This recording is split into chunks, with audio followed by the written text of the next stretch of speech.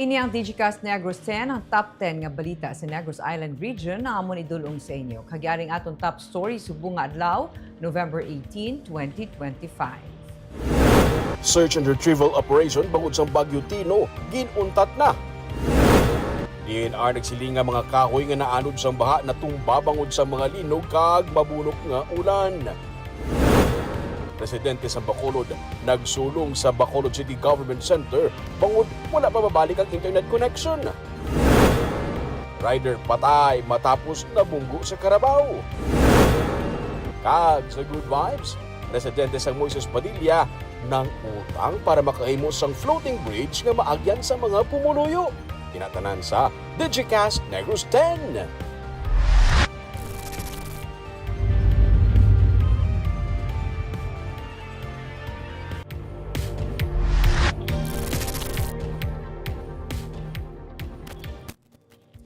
Sa number 10 residente sa Bacolod nagsulong sa BCGC bangod wala pa mabalik ang ilang nga internet.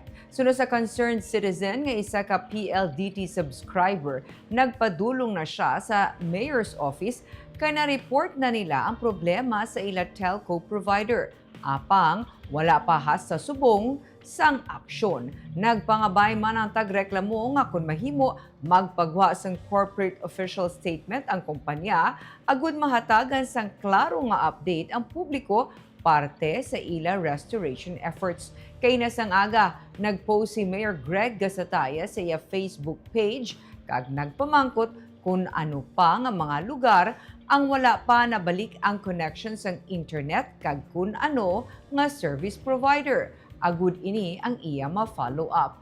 Ginatipon karon sa Bacolod City Mayor's Office ang listahan sa mga lugar sa Bacolod nga tubtub subong wala pa nabalik ang internet connection. Kag ini ang igasabit sa natungdan nga telecommunications company. Concerned rin namon niya because we are paying customers. We are paying for a service nga 2 weeks na right now. Today, 2 weeks na since nadulaan kami sa amon nga internet because of bagyo nga Tino abi, no? Pero it's been 2 weeks. Ano ya ang kakatabo sa kay PLDT, sa kay Globe? Kadamo-damo sa amon nga mga paying customers nila. There are areas na ang poste nga nagkalatumba hindi na PC kundi yan naman ka telco. So doon nag-start na kami isang coordination last week, the Monday last week bala, nga sa operation, sa clearing, ara sa telco, ara sa NEPC, kag ang city, meaning joint operations. No?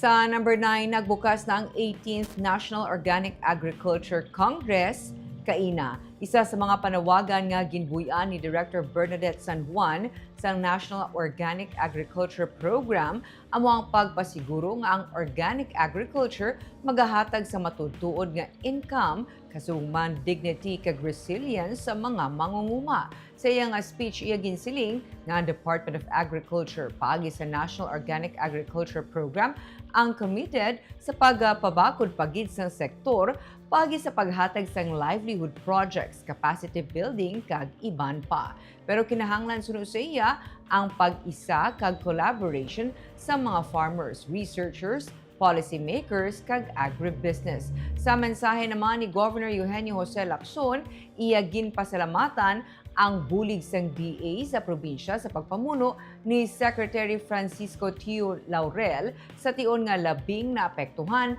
ang mga mangunguma sa probinsya sang maglaslas ang Bagyo Tino. Ang Organic Congress suno sa iya santo man sa tion sang pagapangatubang sang agrikultura, sang pagapangahangkat, dala sang climate change, pagsaka sa production cost, kag sa panahon nga labing kinahanglanon ang sustainable food systems. Every seed you plant organically is an act of protecting our soil, our water, and the health of future generations. To our researchers, continue innovating and proving that organic agriculture can compete and thrive. To our local governments and private sector partners, invest in this movement because the returns are not only economic but ecological and social. The theme of this Congress, Halina at Kumita sa Organikong Agrikultura, is a call to action. Let us come together not only to farm organically, but to ensure that organic agriculture provides real income, dignity, and resilience to our farmers. The recent severe impact of Typhoon Tino has greatly affected several of our agricultural communities. In this regard, allow me to express our deep appreciation to the Department of Agriculture, led by Secretary Francisco Chu Laurel Jr., for immediately extending assistance to our province. Their presence here last Saturday with the President brought much needed support and reassurance to our farmers as they begin the difficult task of recovery.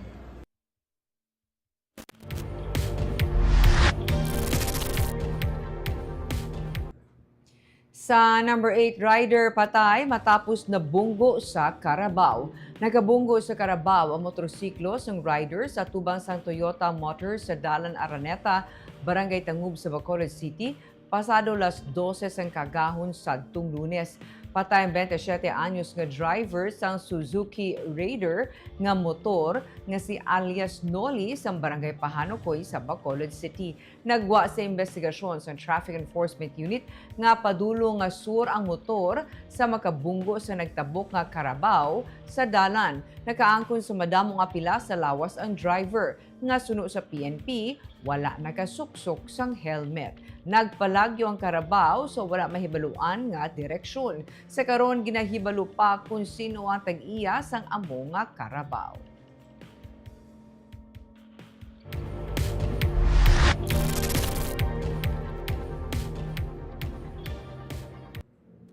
Sa number 7, bangkay na sapwan sa Seawall sa Bredco Port sa Bacolod. Nakita ng isa ka bangkay sang lalaki nga nagautaw-utaw sa Seawall sang Bredco Port, sakop sang Purok, Cambodia, Barangay 2 sa Bacolod City sang Martes. May suksok nga dalargo ang lalaki kag wala ini sang pang-ibabaw nga panapton.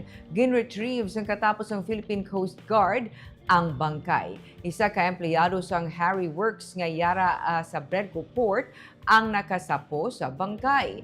Nakitaan sa mga nagresponde nga team gikan sa Bacolod City Disaster Risk Reduction and Management Office team nga may yara sang head injury ang biktima. Gindala ang bangkay sa Abe Funeral Homes sa Purok, Lampirong, Barangay 2. Sini nga udto, may pamilya nga nagkadto sa Police Station 2 apang wala pa sang kumpirmasyon kung ila man gid bala himata ang nasapwan.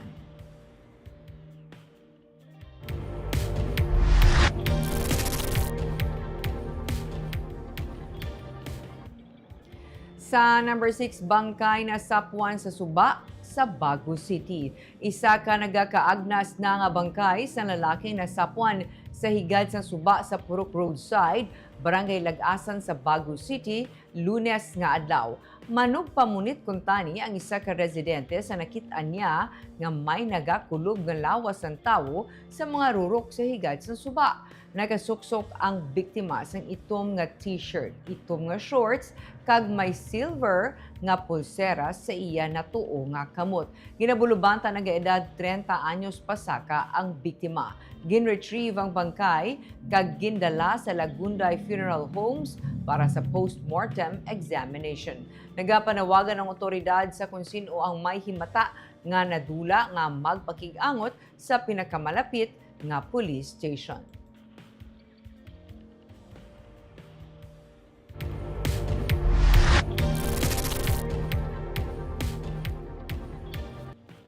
Sa number 5, Bacolod LGU ginhinyo ang IPM nga doblehon ang inisyatibo para mahakot ang mga basura humalin pa sa nag-igo ang bagyo. Humalin Nobyembre 6, nagpagwa sang klaro nga direktiba ang syudad sa IPM nga paayuhon pa ang ila operation para malagas ang ila backlog. pagpabaskog sang garbage collection, pag-operate 24/7, pagdugang sang biyahe kag pag-deploy sang dugang nga mga truck. Iniagud masulbar ang problema sa wala pa mahakot nga basura pagkatapos ang Bagyo Tino. Samtang nagapadayon ang syudad sa clearing operations kag pagpasiguro sang kalimpyo sa tanan nga barangay. Importante nga makalagas ang IPM sa ini nga buluhaton. Suno kay Bacolod City Mayor Greg Gasataya nagakinahanglan sang consistent kag masaligan nga serbisyo ang syudad. They need to have more trucks as well as they should operate 24/7. No, kay sa damo gid kayo ang nasulatan. Remind ko naman sila the other day.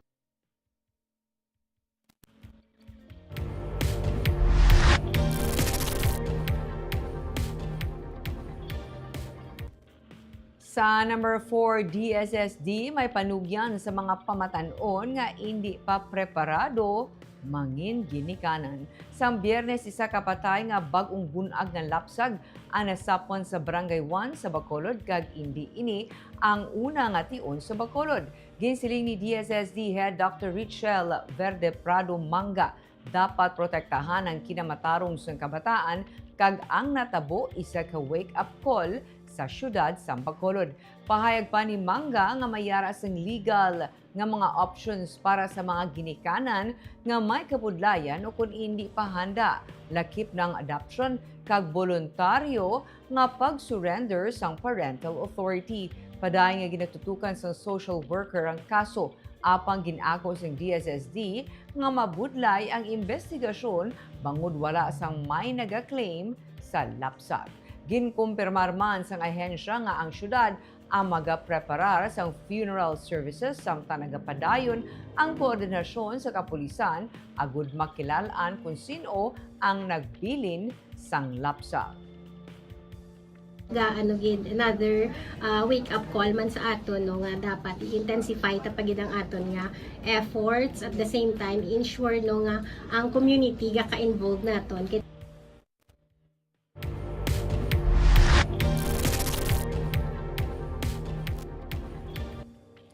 Sa number 3, kinamatay sang linya sang kuryente kag transformer nagapahinay sang pagbalik sang power supply. Sa public advisory nga ginpagwa sang Negros Occidental Electric Cooperative o KONUSECO, ginapahibalo sang kooperatiba ang publiko nga ang isa sa karon sa mga kabangdanan kung nga nagkaka-delay ang power restoration sa ila coverage area amo ang pagkadula sang ilang mga electrical hardwares parehos na lamang sang linya sang kuryente, metro kag transformers. Sang sini nga semana, kadamo sang report nga nabaton ang NOSECO angot sa pagkadula sa mga copper wires sa sulod sa mga power transformers. Luyag man sa NOSECO ipahibalo sa publiko nga ang ini nga mga insidente na palabot na nila sa otoridad agud makahimo sang investigasyon sa mga lugar nga nakumpirmar na dulaan sa mga materyales sang kuryente. Sa karon 97.08% sang barangay level o kung 92.78% sang household level ang nabalik na nga power supply sa area of coverage sang NOSECO.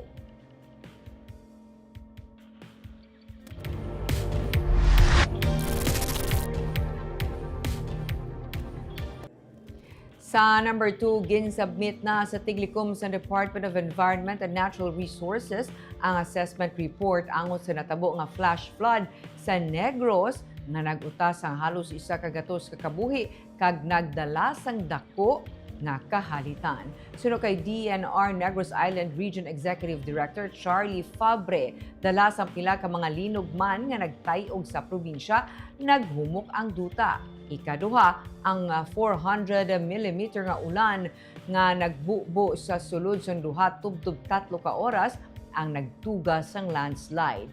Ang natuga nga flash flood nagdala sa mga kakahuyan. Sa ilang report, ang mga kahoy uprooted o kung nagkalaanod gikan sa ilang mga ugat. Taliwas sa mga alegasyon sa illegal logging suno kay Fabre, wala sila sa nakitaan nga mga kahoy nga ginpang utod.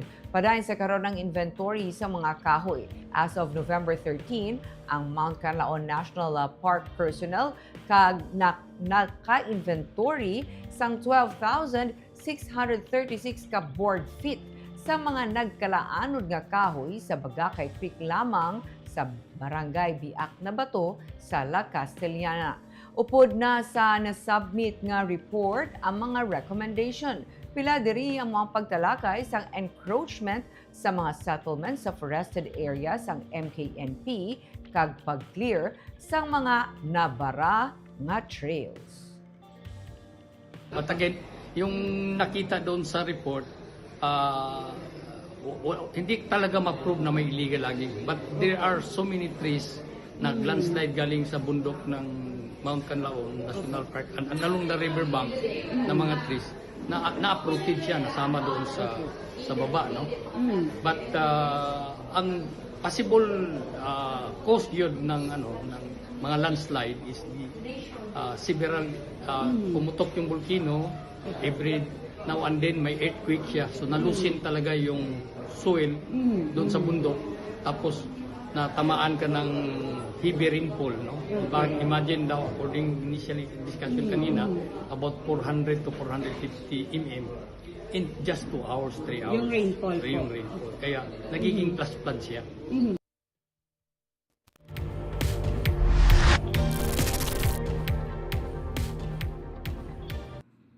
Kag sa number 1, search, rescue, and retrieval operation angot sa Baguio Tino, ginuntat na.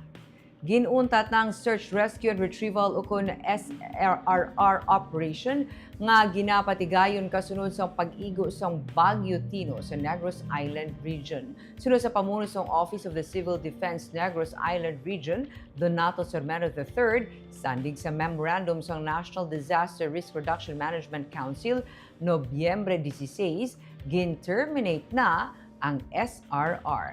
Pero sa NIR, suno kay Sermeno, ilang nga ginkasugtan nga kun may pamilya nga maghinyo nga ipadayon ang pagpangita sa ilan na missing nga himata bangod hindi sila nakontento sarang ini nga ma-accommodate.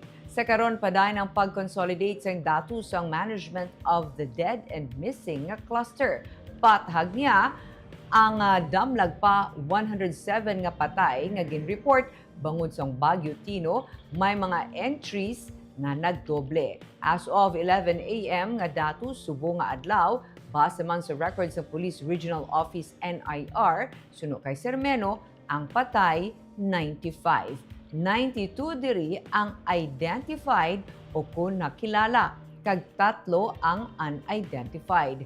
40 naman ang missing. Ini sila ang identified man suno kay Sermeno.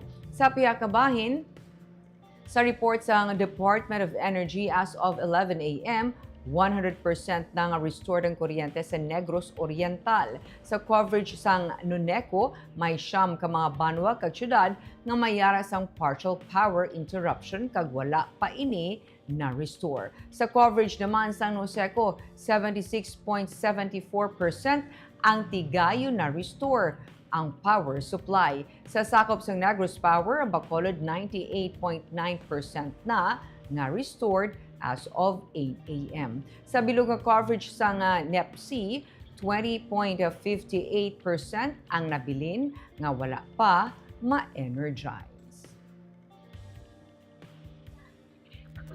Ang advice sang NDRIMC was November 16.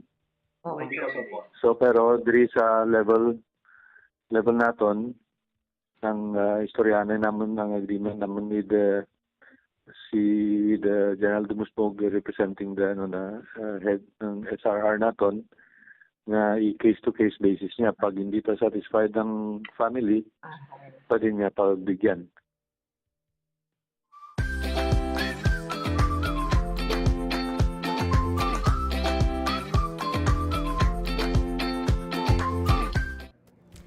Sa Good Vibes, sa Quinto Distrito halos tanan nga hanging bridge naguba sang Baguio Tino, lakip na diri ang Palaypay Hanging Bridge sa Moises Padilla.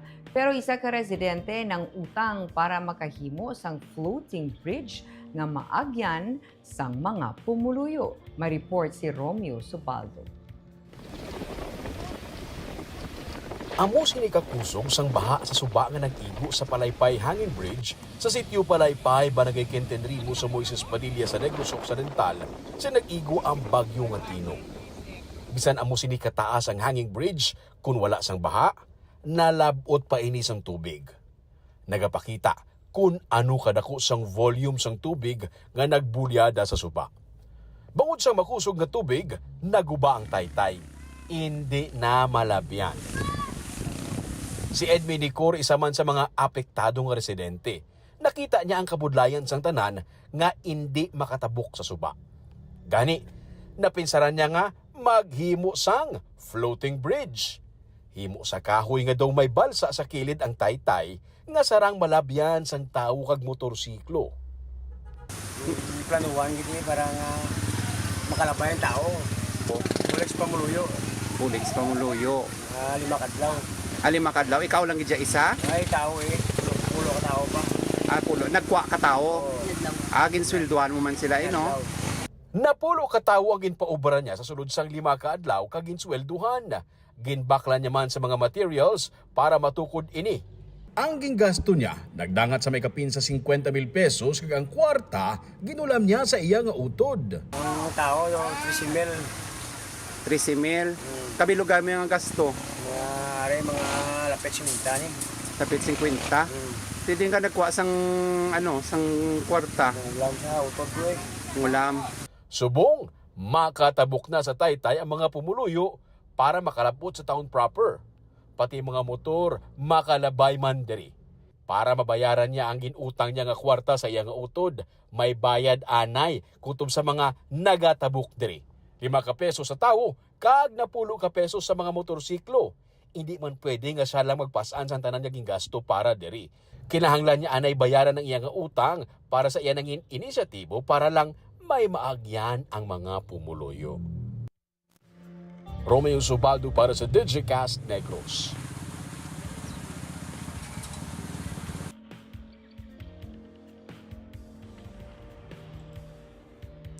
Kag of course, antes kita magtakop, kita nag-shout out sa ating mga live viewers.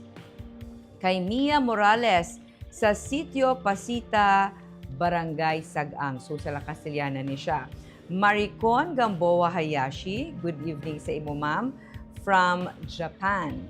Chona Evangelista Caredo, good afternoon Digicast Negros, watching from Singapore.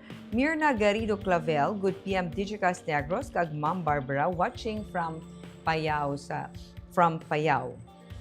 And Gloria Bantigue, good evening Digicast NIR, kag Ma'am Barbara. Miyara pagid, good evening man kay Sir Romel Mahilom Galio, kay Ray Tuhaw Tinosan. Hamba niya maing hapon, Digicast Negros NIR. Kay Maria Fe Panaga Baredo, good PM Digicast Negros, good PM Ma'am Barbara, watching from Silay City. Shout out da gali sa among lugar. Purok Garganera, Barangay Tadlong, hasta Subong. Wala pa nabalik ang ilang kuryente. Wala gyapon mabalik ang kuryente. God bless na lang sa tanan. Sige lang ma'am, dugay-dugay mabalik na gid ang kuryente naton.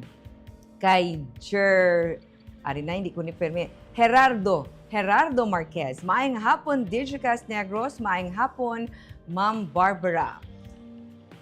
Amo na to, nahambal ko na si Miss Gloria Bantigue. Kagamoya to ang top 10 stories of the day. Tubdubwas. Ako si Barbara Mijares. Maayong hapon.